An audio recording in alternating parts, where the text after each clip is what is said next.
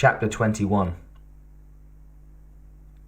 Ellis heard them calling his name and moved away as quietly as he could, deeply thankful that he hadn't killed them. They hadn't been hurt by the fall. Lara had a little bit of a limp, but she told Jess it was nothing, and Jess hadn't been messed up any worse. After the beating he'd taken, because I didn't help, and nearly being immolated. Ellis was grateful this stupidity hadn't cost Jess anything more. He wasn't going to do any more harm to either of them, and that meant staying away. He was just lucky that he'd landed far enough from them that he'd had time to... Ellis stumbled over a broken branch and froze, hoping that they hadn't heard. He was so clumsy, and he'd hit his head when he'd fallen, hard enough that his interface wound had started oozing again. He felt dizzy and strange, but in a way, his mind was clearer than it had been since before DS-949. Max. If I could have only got Max and protected them.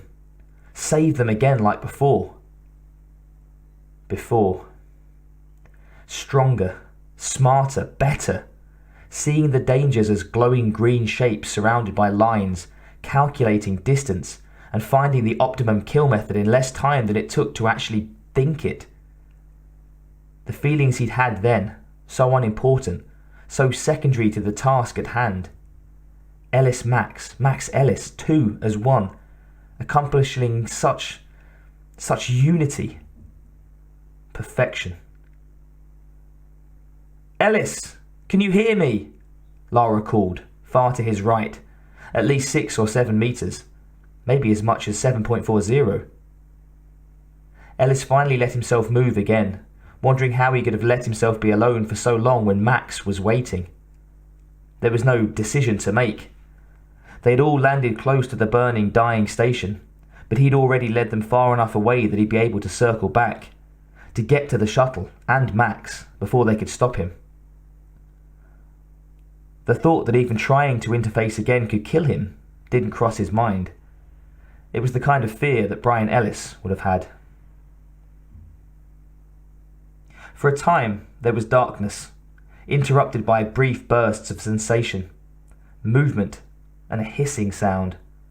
Something shiny and slender and hard against his chest.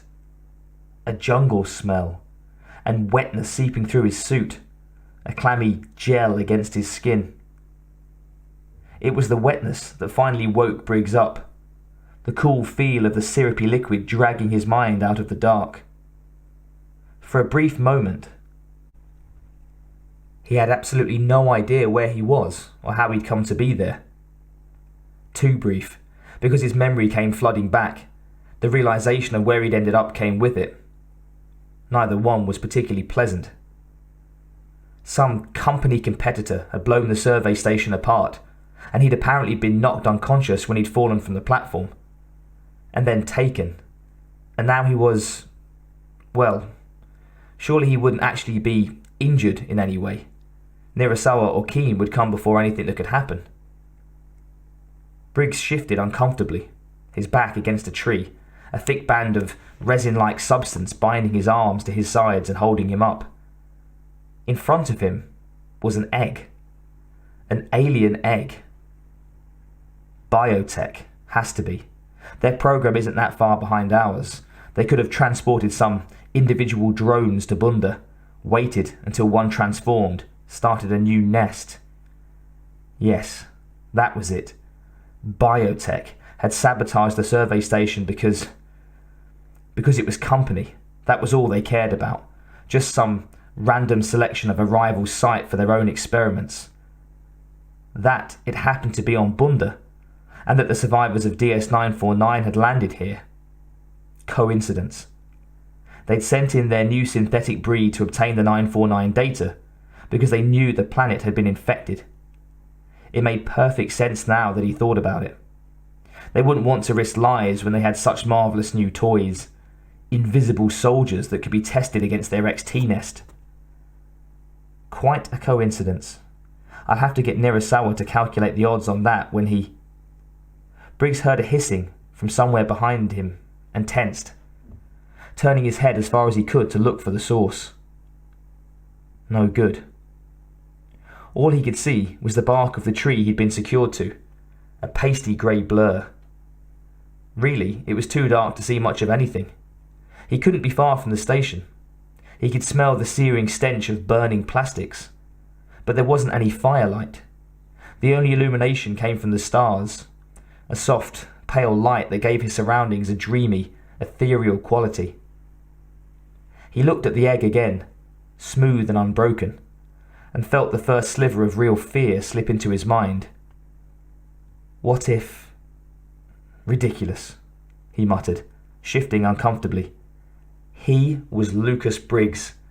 Upper six figures plus full WY perks, a palatial home on New Japan, only a fraction of a millimetre away from a spot on the board. A spot that was as good as his, once he filed his report. Positive thinking. Like what I'll do to that pilot once we're off Bunda. Like the look on Julia Russ's face when she hears about my promotion. Keane was probably still guarding the trio of prisoners, so it would be Nirasawa who found him. It was better that way. Keane was good, but the synth would be able to handle a few drones with his bare hands. Much more efficient, much faster. Briggs stared at the egg for a long moment, then cleared his throat, thinking that perhaps it would help things along if he made his position known. Nirasawa! I'm here! As if waiting for the sound of his voice, the top of the egg opened. 4 thick, mucousy petals folded back. Something moving in the shadowy centre. Something pulsing.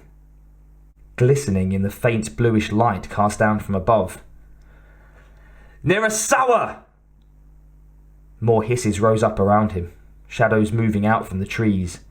But he couldn't look away from the egg. This was laughable. He was Lucas Briggs. This couldn't possibly be happening. Think positive, think positive. Nirasawa! Keane! Get over here now! Like a spider, like some slick and impossible insect, the facehugger leapt from its cold, unsealed womb. It was so fast that Briggs didn't have any more time to consider how very unlikely this outcome was. How things like this simply didn't happen to executives of his rank.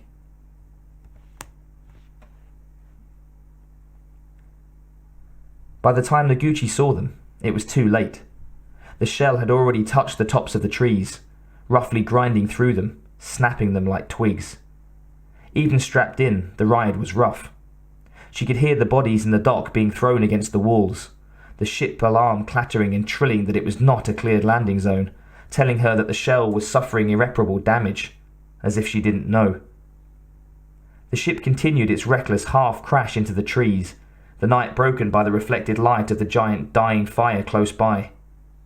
And Naguchi saw the 2 humans in the view screen as the shell actually touched the ground, a tremendous, dragging crunch of wood being forced into the soil, of plants and trees being chopped down by the nose of the still-moving ship. No.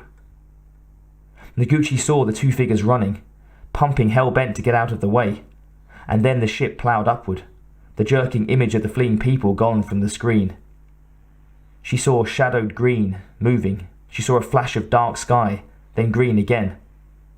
And then it was over, the shell coming to rest. The second she felt the ship had settled, she popped the seat harness and grabbed her mask, desperate to get out, to see if she'd done the unthinkable. What a cruel irony it would be, to be responsible for killing people she'd come to save from the hunters, a clan ship the instrument of their deaths. She doubted that the Queen had survived the landing, but she hesitated at the hatchback into the shuttle dock all the same, listening. She'd already half slipped into battle mode, all of her senses tuning up for whatever came next.